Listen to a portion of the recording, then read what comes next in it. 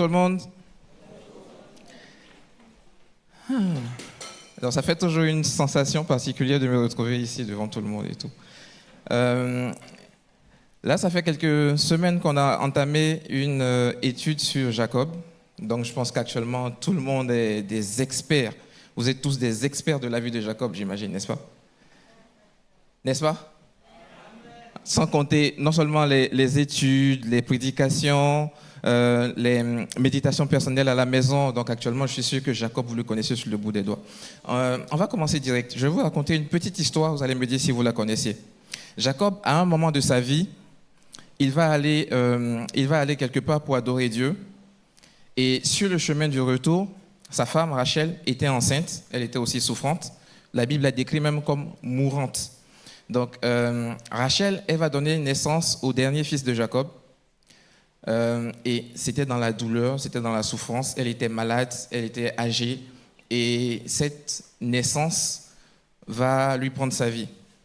Donc, Rachel, la préférée de Jacob, va donner naissance à ce fils. Et dans toute sa peine et sa douleur, elle va appeler cet enfant Ben-Oni, ce qui signifie fils de douleur. Et quand elle finit de faire ça, elle meurt. Donc Jacob est triste, Jacob est peiné, Jacob a mal, mais il refuse que ce soit la dernière chose qui reste de sa femme Rachel. Et cet enfant, il décide de l'appeler Ben-Yamin, Benjamin. Vous connaissez l'histoire? Qui connaissait? Levez la main. Ok, il y en a quelques-uns, c'est bien. Donc vous n'êtes pas encore complètement des experts, c'est intéressant, il y a encore beaucoup de choses à découvrir sur Jacob. Et moi, avec l'équipe, quand on travaillait sur ce sujet, on a été étonnés de comment Jacob, le Jacob qu'on nous a décrit depuis toute cette semaine, le Jacob magouilleur, le Jacob tordu, le Jacob qui est tout le temps en train de faire des pirouettes pour prendre le dessus sur les autres, ce Jacob-là pouvait avoir autant changé. Ce Jacob-là était capable de voir le bien dans la douleur et voir la main de Dieu dans le malheur. Il était capable d'appeler cet enfant qui était voué à s'appeler toute sa vie fils de douleur, à l'appeler fils de félicité, fils de ma droite, Benjamin. Et donc, le thème qu'on va aborder aujourd'hui, c'est Dieu, mon Dieu. Comment Jacob a pu passer de qui il était, c'est-à-dire un peu un inconnu face à Dieu, et Dieu était un inconnu aussi face à lui, jusqu'à cette proximité qu'il pouvait avoir, au point de, même dans le malheur, même dans la perte, même dans la douleur de la perte de sa chair aimée, il pouvait quand même voir la main de Dieu. Et quand j'ai regardé la vie de Jacob tout du long, ça m'a fait penser vraiment à la marche d'un chrétien lambda. Et je suis certain, vous allez peut-être vous retrouver là-dedans. Toutes les couches de la vie chrétienne s'y retrouvent. Au départ, on ne connaît pas Dieu. Dieu est le Dieu des autres, Dieu est le Dieu de nos parents. Par exemple, là, tout à l'heure, Thierry, dans son témoignage, pouvait le dire. Je suis né dans une famille chrétienne, mais je ne connaissais pas forcément Dieu. Je sais que Dieu existe, et c'est tout. Et c'était un peu l'histoire de Jacob. Je suis sûr que Isaac, son père, a dû lui raconter comment son grand-père Abraham a failli le sacrifier un jour à ce fameux Dieu. Vous imaginez un peu l'histoire? Imaginez, vous êtes Jacob. Comment vous racontez ça à votre fils, que son grand-père a failli vous sacrifier, vous, à ce fameux Dieu? Il a dû raconter toutes sortes de choses sur Dieu à son fils Jacob. Je parle de Isaac. Donc Jacob avait connaissance de l'existence de Dieu, mais c'est tout. Donc on continue son histoire. Jacob, à un moment donné de sa vie, il va faire des méfaits dans sa famille. Donc il va magouiller pour voler la bénédiction de son grand frère Ésaü. Et Ésaü va vouloir prendre sa vie. Sa mère va conseiller à Jacob de fuir. Donc Jacob prend la route pour aller chez Laban. Et sur le trajet, à un endroit donné, il s'arrête pour se reposer. Il s'arrête pour se reposer. La nuit arrive. Il va passer sa nuit. Et on peut le lire. Donc c'est dans Genèse chapitre 28 à partir du verset 10. On a un peu résumé l'histoire. Oula, c'est court. Ok, je vais lire ici. Il se coucha dans ce lieu et il y eut un songe. Et voici, une échelle était appuyée sur la terre et son sommet touchait au ciel. Et voici, les anges de Dieu montaient et descendaient par cette échelle. Et voici, l'Éternel se tenait au-dessus d'elle et il dit, Je suis l'Éternel, le Dieu d'Abraham, ton père, le Dieu d'Isaac, ainsi de suite. Dans la suite de la lecture, Dieu lui fait des promesses. Il lui dit, je serai avec toi, je t'accompagnerai, chaque jour je serai avec toi. Dieu peut lui dire à ce moment-là, je te ferai du bien, je marcherai avec toi comme j'ai marché avec ton père Isaac et ton grand-père Abraham. Donc, en fait, on part de la situation où Dieu est le Dieu des autres et on arrive dans la situation où j'ai rencontré Dieu. Là, Jacob va vivre sa véritable première rencontre avec Dieu, sa véritable rencontre avec Dieu. Et moi, ça m'a fait beaucoup penser à toutes ces personnes qui vont à l'église parce que leurs parents vont à l'église, qui viennent à l'église parce qu'ils ont entendu parler de Dieu, mais ils ne l'ont pas encore véritablement découvert. À un moment donné, il y a ce point de départ dans la vie de Jacob qui marque le début de tout. Et j'ai envie de te demander, est-ce que, peut-être dans la salle, est-ce que tu as déjà vécu cette véritable rencontre avec Dieu? Si oui, gloire à Dieu. Sinon, j'ai envie de te dire que Jésus pouvait le rappeler. Je me tiens à la porte et je frappe. Celui qui entend ma voix et m'ouvre la porte, j'entrerai chez lui. Je souperai avec lui et lui avec moi. Donc, il est déjà là à ta porte. C'est à toi de choisir, de lui ouvrir pour vivre cette véritable première rencontre, si ce n'est pas encore le cas. Jacob, à partir de ce moment-là, il a rencontré Dieu. Il connaît Dieu. Enfin, il connaît. Il apprend à le connaître. Il apprend à le découvrir. Il apprend à marcher avec lui. On va suivre son histoire. On va continuer d'avancer. Non. On va pas suivre son histoire d'abord. Pardon. Jacob, pendant cette nuit-là, découvre quelque chose de réel. Il découvre que la terre, le monde, la vie qu'il est en train de vivre, ce n'est pas juste une vie isolée. La terre n'est pas isolée. La terre est connectée au ciel. Dans son songe, il peut voir une échelle qui part du ciel, de la terre jusqu'au ciel. Et il peut voir des anges monter et descendre de cette échelle. Moi, ça m'a fait un peu rigoler parce que de temps en temps, je vais à la salle de sport et je voyais ces anges monter. Enfin, je lisais que les anges montaient, ils descendaient et ça ressemblait aux gens dans les salles de sport qui montent et descendent les trucs pour travailler leurs jambes. Mais en fait, ces anges, ils n'étaient pas en train de faire leur séance de sport. Ces anges, ils étaient en train de travailler. Ces anges, ils étaient en train de faire l'œuvre pour laquelle Dieu les a fait. Ils étaient en train de monter et descendre pour aller protéger quelqu'un, pour aller délivrer une bonne parole à quelqu'un, pour aller guérir quelqu'un. Ces anges, ils étaient en train de faire l'œuvre de Dieu. La terre n'est pas isolée, le ciel se préoccupe de la terre. Dieu se préoccupe de ta vie. Pendant cette vision, Jacob pouvait encore découvrir une nouvelle chose. Dieu lui parlait à lui personnellement. Depuis toujours, Jacob a dû entendre parler de Dieu. Jacob a dû entendre Isaac lui dire, Dieu m'a dit, Dieu m'a révélé ceci, mais pour lui, il devait se dire, ouais, c'est toujours toi, Dieu t'a dit, mais moi, Dieu ne me dit pas aussi. Frère, sœur, j'ai envie de te dire que Dieu peut te parler à toi personnellement. Est-ce que tu prends la position d'écoute? Est-ce que tu te mets, enfin, est-ce que tu es conscient que à toi aussi Dieu peut parler? Dieu peut te parler à toi personnellement. Ouvre les yeux là-dessus.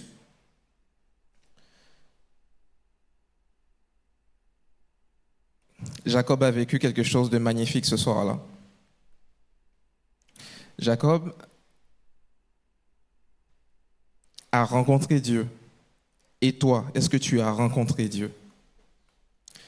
Donc maintenant, on peut continuer. On peut avancer dans l'histoire de sa vie. Jacob va passer cet endroit qu'il va appeler Bethel, qui signifie pour lui la maison de Dieu, la porte des cieux. Et ça a été quelque chose de marquant dans sa vie. Bethel, c'était le point de départ d'une histoire qui va le suivre toute sa vie jusqu'à ce qu'il ne vive plus. Donc, il part de Bethel, il continue, il arrive chez Laban, il rencontre Rachel, il tombe amoureux. Olivier vous a raconté son histoire la semaine dernière. Il a un crush magnifique, mais il doit travailler plusieurs années pour pouvoir avoir sa mère, mais finalement, on le marie plutôt à Léa. Il travaille encore plusieurs années, il a Rachel, et ainsi de suite. Il va vivre de nombreuses années dans les terres de Laban. Il va devenir riche, il va avoir des enfants, et ainsi de suite. Et pendant tout ce temps, quelque chose d'intéressant se passe. À partir du moment où il a passé Bethel jusque-là, Dieu continue de lui parler. Dieu continue de se révéler à lui de temps en temps. Dieu continue de lui donner des visions, des songes, de lui donner des idées. Bien sûr, Jacob n'a pas encore pris de cap ou de positionnement pour suivre Dieu. Mais il est conscient que Dieu existe et il commence à marcher avec lui. Il commence à apprendre qui est Dieu, il commence à le découvrir. Et un jour, Dieu lui dit, à lui Jacob, lève-toi, pars de chez ton oncle Laban et retourne sur les terres de ta famille, parce que là-bas je te ferai du bien, je te garderai, je serai avec toi. Jacob écoute Dieu. Donc, il s'organise, il prend ses biens, sa famille, il fait tout ce qu'il a à faire et il prend le chemin du retour. Et sur le trajet, il va vivre une histoire intéressante qu'on peut lire maintenant. Dans Genèse chapitre 32, versets 2 à 3, on peut lire que Jacob poursuivit son chemin et des anges de Dieu vinrent à sa rencontre. À leur vue, Jacob dit, c'est le camp de Dieu. Et il l'appela cet endroit Mahanaïm. C'est le camp de Dieu. C'est très intéressant. Alors déjà, en préambule, en premier point de cette partie, j'ai envie de vous dire que Dieu, il est vraiment dans notre vie chaque jour. Il marche avec nous comme nous, on marche avec lui. Et parfois, on ne se rend même pas compte qu'il est là, mais il est là.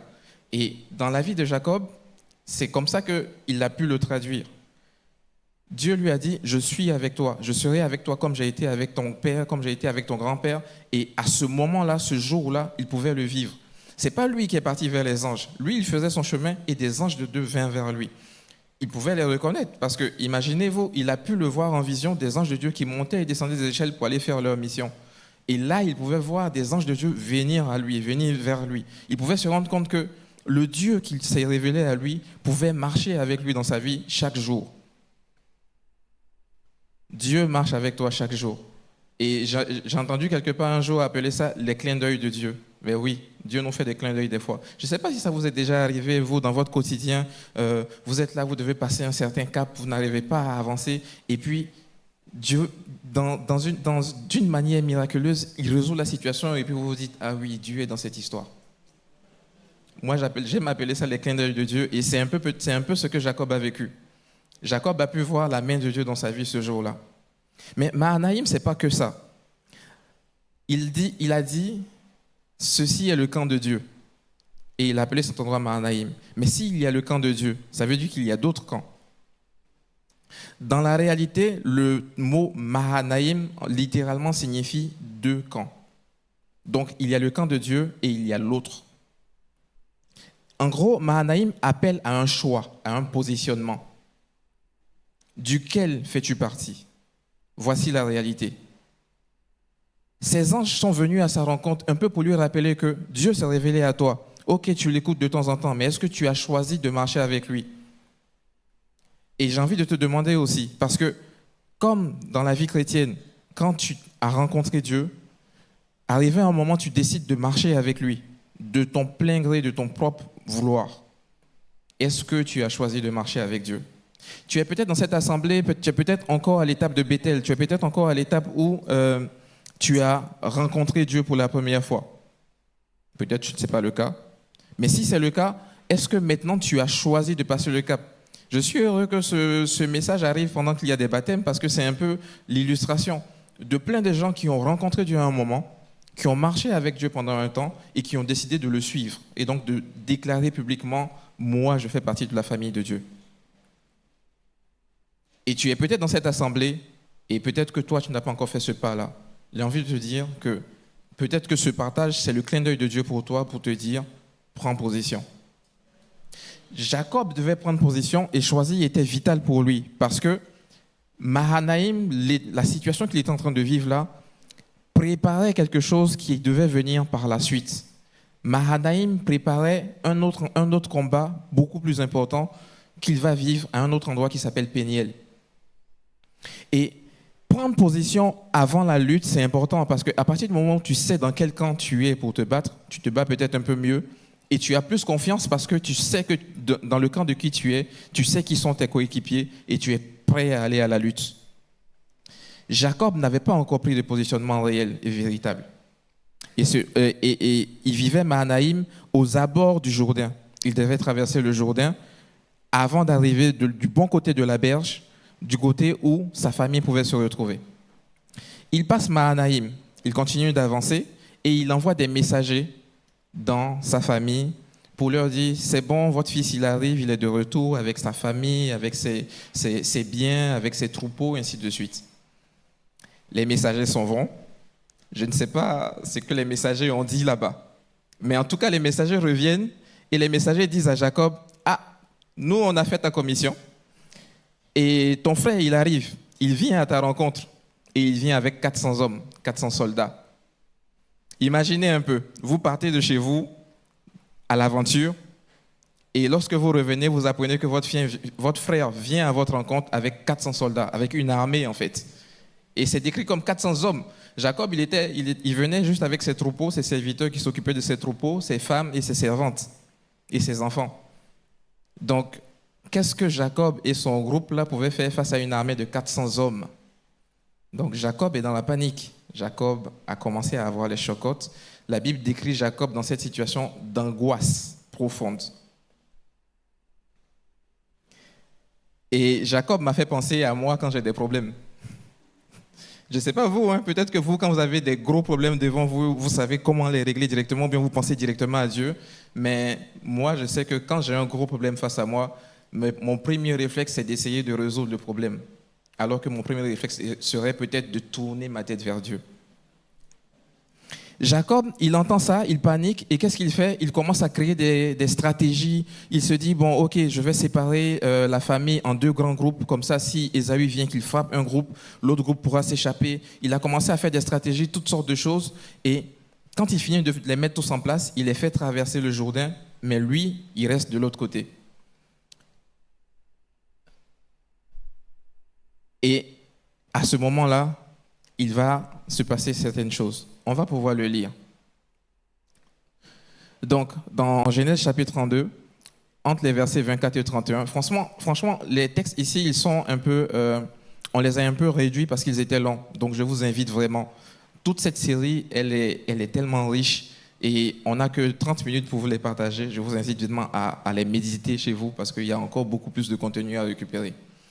Donc, on peut lire que Jacob demeura seul. Alors un homme lutta avec lui jusqu'au lever de l'aurore. On avance un peu plus loin. Celui avec qui il luttait lui dit, « Laisse-moi aller car l'aurore se lève. » Et Jacob répondit, « Je ne te laisserai point aller car que tu ne m'aies béni. » Il dit encore, et donc on avance un peu plus loin dans le texte, et c'est l'ange qui lui dit, « Ton nom ne sera plus Jacob, mais tu seras appelé Israël, car tu as lutté avec Dieu et avec des hommes, et tu as été vainqueur. » On va voir ce texte en détail. D'abord, Jacob resta seul. C'est vraiment intéressant, important et capital. La vie de Jacob était tumultueuse. Il a souvent été seul à se déplacer et il a parfois été accompagné par ses femmes, ses troupeaux et tout ce qui pouvait être autour de lui. Mais une chose était primordiale. Une chose que j'ai remarquée, en tout cas dans les textes, à chaque fois que Dieu s'est révélé à lui, c'était un moment où il s'était mis seul quelque part. Et ce texte, il me parle à moi personnellement.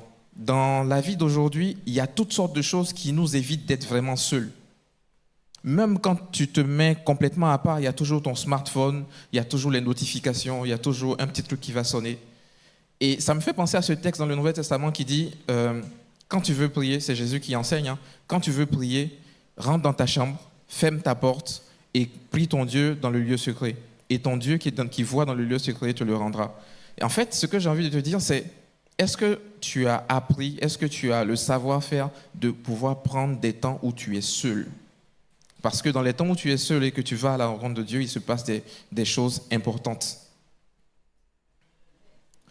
Il se passe des victoires, il se passe des combats, il se passe des batailles que tu ne peux passer que lorsque tu es seul. Jacob est resté seul. Il a coupé toute distraction extérieure, il a coupé tout ce qui pouvait le bloquer. Il est resté seul. Et là, il va se passer quelque chose. Dieu va vouloir faire sortir quelque chose de lui. Quand on a lu le texte, on a pu le voir. C'est l'ange qui est venu vers lui. Jacob n'est pas allé chercher la bagarre pour une fois. Jacob est resté dans un endroit tranquille. Je suis sûr qu'il attendait la voix de Dieu parce que lorsque les serviteurs sont revenus et lui ont annoncé que son frère arrivait, la première réaction de Jacob, ça a été, moi ça m'a épaté, ça a été de prier. C'est la première fois dans toute l'histoire de Jacob où j'ai vu Jacob prier, où il a dit, mais Éternel, tu m'as dit que tu allais me faire du bien, tu m'as dit, rentre chez toi, je te garde, je vais faire tout ça. Malgré ça, il a paniqué, hein. Ça ne l'a pas sauvé de la panique. Donc ne croyez pas que juste crier un coup, ça... Non. Ça ne l'a pas sauvé de la panique, il a paniqué, il est resté seul, et c'est là que l'ange est venu lutter avec lui. Et l'ange va lutter avec lui jusqu'au matin. Ça a été une longue lutte, hein. Mais au-delà de comment on décrit souvent cette histoire, cette situation, cette histoire, j'ai envie de vous dire que cette lutte n'était pas que physique. Cette lutte était vraiment un combat spirituel. Et je sais qu'on a l'habitude de voir le combat spirituel comme une lutte contre les démons, contre les obscurs, etc. et tout. Mais j'ai envie de vous dire aujourd'hui que le combat spirituel, c'est pas que ça. Le combat spirituel, c'est toute lutte que tu vas mener, mais que tu ne fais pas avec tes poings. Le combat spirituel, c'est une lutte de toi-même contre toi-même, parfois. Le combat spirituel, c'est... Je donne un exemple. Quand tu luttes avec toi-même pour ne pas commettre un acte que tu sais que Dieu n'aime pas, quand tu es en train de te battre dans ta tête pour ne pas pécher, tu es en train de vivre un combat spirituel. Quand tu es en train de te battre contre toi-même pour prendre du temps avec Dieu, alors que toutes les distractions du monde veulent te distraire, toutes les autres choses du monde veulent te faire passer à autre chose, ben, toi, tu es en train d'essayer de rester concentré dans ton temps de prière pour passer du temps avec Dieu. Tu es en train de vivre un combat spirituel. Jacob, cette nuit-là, il va vivre un combat spirituel pendant toute la nuit. Du début de la nuit jusqu'au lever de l'aurore, il sera en train de lutter pour essayer d'obtenir une bénédiction. La Bible raconte cette histoire comme si c'est un ange qui se bat avec lui et tout. Et on dit à la fin de l'histoire, l'ange lui dit, « Ok, tu t'es battu avec Dieu, avec les hommes, et tu as été vainqueur. » Mais Jacob a gagné quoi? Si l'ange avait voulu, avec un seul coup, il aurait fini le combat. C'était plié. Mais il y avait quelque chose qui devait ressortir de cette histoire. Donc, il a continué de lutter. Et lorsque l'ange a voulu partir, il a dit, « Ok, je vais arrêter le combat. » Il lui a mis un coup, et Jacob a boité à vie. Jacob a gagné quoi dans ce combat? Et c'est en méditant encore et encore que ça m'est venu. Jacob a réussi cette nuit-là à faire mourir le vieil homme. Parce que quand Jacob va descendre de cet endroit, lorsqu'il va finir cette lutte et que l'ange va s'en aller et qu'il va revenir, Jacob, on ne parle plus de peur ou d'angoisse dans son histoire. Jacob, il n'y a plus de panique. Jacob, il a une nouvelle confiance qui est créée parce que il sait que Dieu est là avec lui. Cette nuit-là, Jacob va pouvoir dépasser tout ce qui le retenait de pouvoir s'abandonner véritablement à Dieu. Cette nuit-là, Jacob va prendre position. Bénis-moi avant de t'en aller parce que moi, je veux marcher avec toi. Je veux être avec toi comme tu es avec moi. Je ne veux plus être le Jacob dont j'ai l'habitude d'être. C'est pour ça que l'ange aussi va changer son nom. Jacob n'est plus Jacob, il devient Israël à partir de cette lutte. Et Jacob peut dire dans cet endroit, avant de s'en aller, « J'ai vu Dieu face à face et mon âme a été sauvée. » Il appelle cet endroit Péniel. En vérité, je pense que vous le savez, la Bible enseigne que nul ne peut voir Dieu et rester en vie. Et Jacob, je pense qu'avec tous les enseignements qu'il a dû recevoir d'Isaac son père, il est au courant de cette donnée. Mais lui, ce soir-là, il a tellement lutté qu'il a pu voir la puissance de Dieu, mais malgré ça, il est encore en vie. Il pouvait s'écrier à Péniel. Ce jour-là, celui qui est mort, c'était Jacob, parce que celui qui en est ressorti, c'était Israël. J'ai envie de te dire que Dieu peut te changer si tu veux qu'il te change, si tu te mets dans les conditions pour, et si tu te mets en marche pour lutter contre toi-même. Parce que souvent, et très souvent, le premier obstacle que nous avons pour aller plus près de Dieu, c'est nous-mêmes. C'est notre comportement, notre caractère, nos habitudes, nos envies. C'est toujours nous. On a souvent... Je ne me fais pas du tout l'avocat du diable. Il est très souvent actif dans notre vie. Il est très souvent là pour nous pour nous attirer dans toutes sortes de choses. Mais c'est toujours nous qui décidons d'agir ou de ne pas agir. C'est toujours toi qui décides de pécher ou ne pas pécher. C'est toujours toi qui décides de suivre Dieu ou pas. C'est toujours toi qui décides de t'isoler pour louer, adorer ou pas. C'est toujours toi qui choisis de mettre Dieu dans ton travail, dans ta vie, dans ta marche, dans ton quotidien ou pas. C'est à toi de le faire. Ce jour-là, Jacob a gagné contre lui-même. Et à partir du moment où il a gagné contre lui-même, il pouvait s'ouvrir plus à Dieu.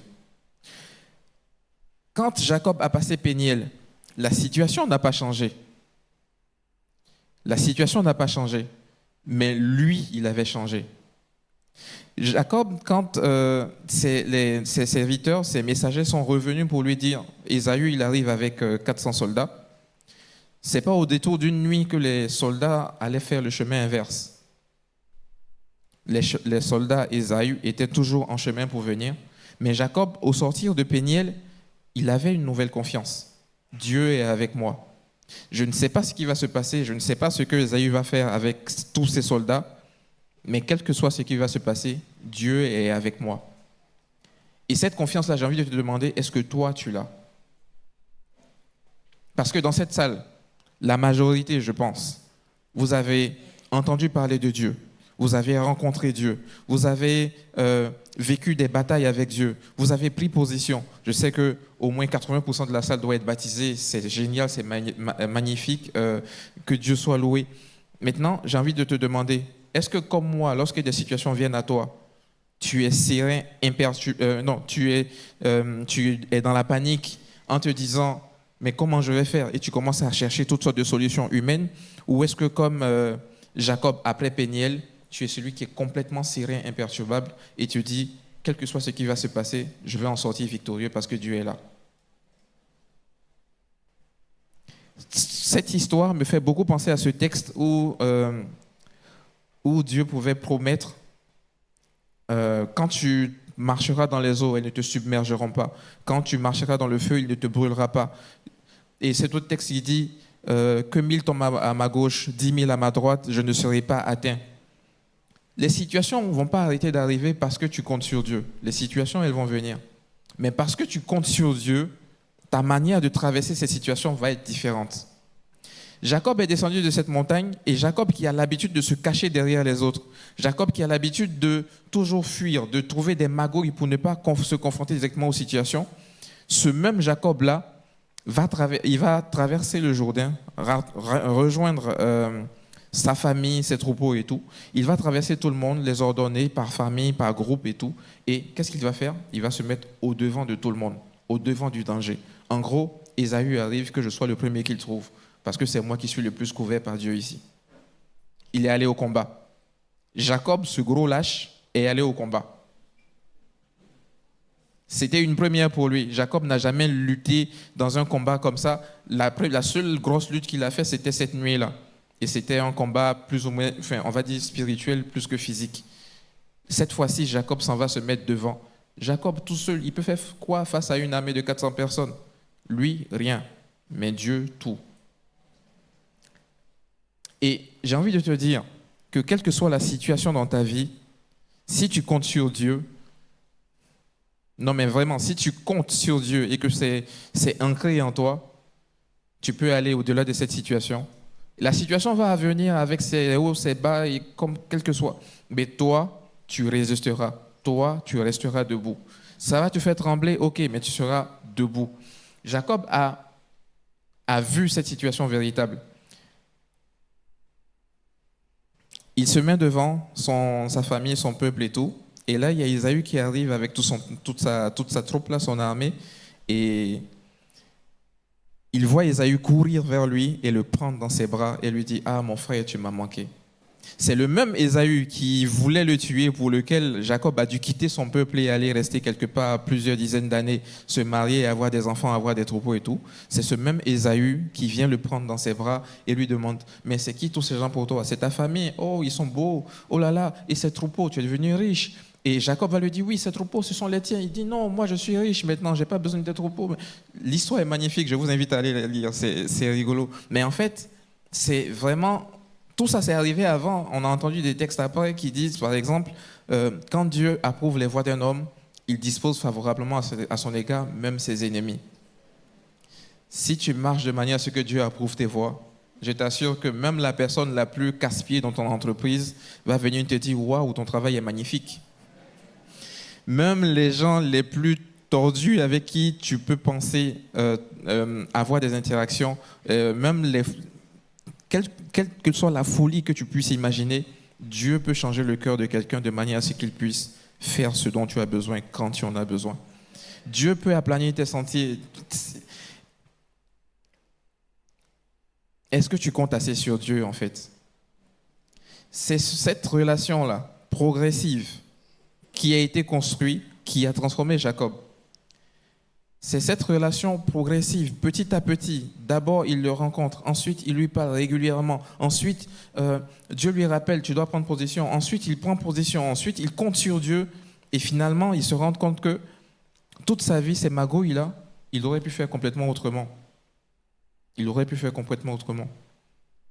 Est-ce que tu vas attendre de devenir vieux comme Jacob pour commencer à compter sur Dieu, ou est-ce que tu vas commencer à compter sur Dieu dès maintenant? Voilà la question que je veux te poser. Et l'histoire de Jacob ne finit pas là. Il continue d'avancer.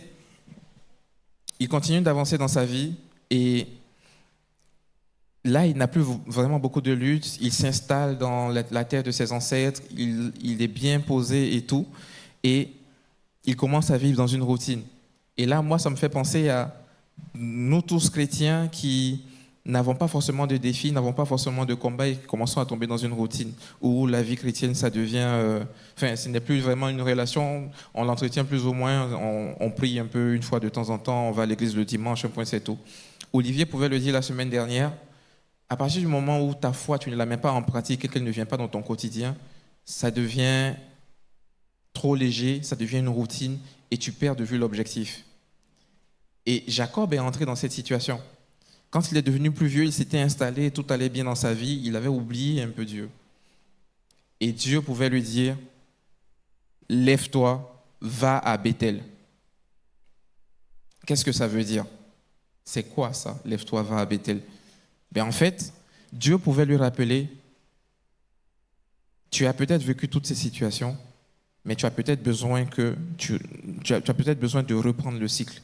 Tu as peut-être besoin de te rappeler qui tu es, qui je suis pour toi et qu'est-ce que j'ai déposé dans ton cœur. Jacob à Bethel, si vous vous rappelez, il a rencontré qui était Dieu. Il a entendu les premières promesses de Dieu. Il a découvert comment Dieu travaille avec le monde, que sa main est sur la terre. Il a découvert que Dieu pouvait lui parler à lui personnellement. Mais je pense qu'avec le temps, avec les années, avec les habitudes qui se sont placées, avec les habitudes, il a un peu oublié qui il était. Et là, Dieu pouvait lui dire, lève-toi, retourne à la base, retourne au début de ta relation. Et j'ai envie de te demander, à toi qui es dans cette salle, est-ce que tu te rappelles de la première véritable fois où Dieu a parlé dans ton cœur, où il a mis une pépite dans ton cœur? Je vais conclure en demandant ceci. Vraiment, est-ce que tu te rappelles de la première fois où tu as rencontré la présence de Dieu, de la première fois où Dieu s'est révélé à toi, de la première fois où il a parlé dans ton cœur en te disant « Je suis Dieu et je peux faire ça pour toi. Je suis Dieu et je peux ouvrir tes yeux. Je suis Dieu et je peux te donner la vie éternelle. » Est-ce que tu te rappelles de ton Bethel à toi? Et j'ai envie de te demander à toi qui viens à l'église parce que tu accompagnes les parents, qui viens à l'église parce que tu as entendu les amis parler de Dieu, qui vient à l'église pour une raison ou pour une autre, genre tu as entendu parler de Dieu mais tu n'as pas encore vécu de véritable rencontre. Est-ce que toi, tu as envie de prendre cette position pour te dire « Ok, j'ai entendu parler de toi mais je veux te rencontrer. Révèle-toi à moi. » As-tu pris ce pas-là de faire cet acte, cette action de foi? Et toi, qui as déjà rencontré Dieu depuis, je ne sais pas, peut-être quelques temps, mais qui commence seulement à apprendre à le connaître, qui commence à marcher avec lui petit à petit, qui ne sait pas encore véritablement qui est Dieu, mais qui voudrait prendre le pas de prendre position. Est-ce que tu as pris cette position de te dire, je veux marcher avec Dieu? Est-ce que tu as pris le pas de dire, ok, je veux aller au-delà de mes appréhensions. Je veux aller au-delà de ma manière de penser et je veux voir qui tu es véritablement. Donc, s'il te plaît, fais-moi entrer dans ton surnaturel. Montre-moi qui tu es véritablement. Est-ce que tu as choisi ton camp, toi qui connais Dieu depuis un certain temps et qui commence à marcher avec lui? Et toi qui marches avec lui depuis longtemps et qui est un peu dans une routine, est-ce que tu as commencé à apprendre à faire vivre ta foi dans ton quotidien, dans tout ce que tu vis, dans toutes tes marches? Jacob a pu vivre toutes ces étapes les unes après les autres au fur de sa vie, des dizaines et des dizaines d'années d'écart entre le début et entre la fin de sa vie. Mais Jacob a pu être transformé à chacune de ces étapes jusqu'à la fin. Et c'est à ça que je veux t'inviter aujourd'hui, à être transformé chaque jour en essayant d'aller au plus proche de Dieu. Parce que quand tu as vécu toutes ces étapes et que Dieu t'a transformé, il arrive plein de choses dans ta vie. Jacob, lorsqu'il a été transformé, il pouvait témoigner. On peut le lire beaucoup plus tard dans sa vie. Il dit à Joseph, je ne vais mourir, je ne serai plus là, mais Dieu sera avec vous. On parle de ce même Jacob qui, au début de sa vie, il voulait tout faire par lui-même, il voulait la bénédiction par lui-même. Mais quand Dieu l'a transformé, il ne cherchait plus la bénédiction, il cherchait le Dieu qui bénit. Et c'est le Dieu qui bénit qui pouvait lui donner les bénédictions par la suite. Mais lui, il cherchait le Dieu qui bénit et c'est tout ce dont il avait besoin. Quand Jacob a été transformé, il impactait sa famille, ses proches, son entourage. Jacob, quand Dieu lui a dit « Lève-toi, va à Bethel », la première chose qu'il a fait avant d'aller à Bethel, c'est de demander à toute sa famille de se dépouiller de tous leurs idoles.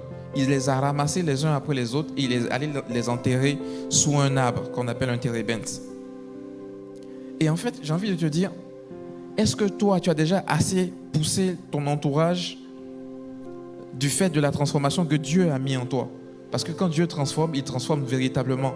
Et il dit que tu deviens la lumière qu'il dit que tu es. Est-ce que tu penses que tu as déjà assez impacté ton entourage? Est-ce que tu penses que tu as déjà assez brillé de la lumière que Dieu a mis en toi? Si tu penses que ce n'est pas assez, c'est aujourd'hui que tu dois te lever. Si tu penses que ce n'est pas assez, c'est aujourd'hui que tu dois te bouger. Si tu penses que tu n'as pas encore fait assez, c'est aujourd'hui que tu dois te mettre en marche. Dieu peut te transformer. À toi de te mettre en marche pour rentrer dans la transformation qu'il veut te donner. On va passer ce temps de louange, d'adoration, de prière et j'ai envie de t'inviter à en profiter pour te mettre un peu face à ta situation. Pour te mettre un peu plus face à quel point te parle le plus. Tu cherches à rencontrer Dieu? Dis-lui que tu veux le rencontrer.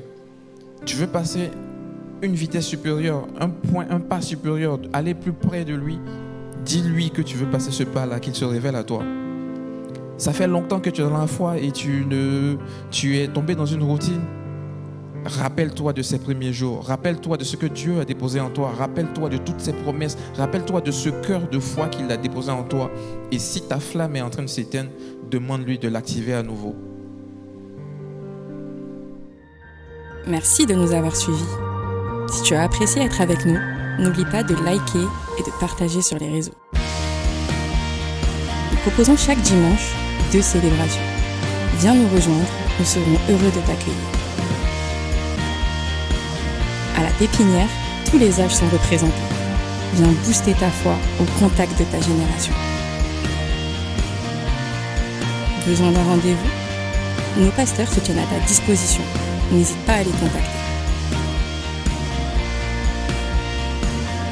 Tu peux suivre nos prédications, posts et actualités sur les réseaux. N'oublie pas de visiter notre site internet. Tu veux t'intégrer et nous connaître un peu plus? Télécharge dès maintenant notre application et reste connecté. À bientôt, à la pépinière.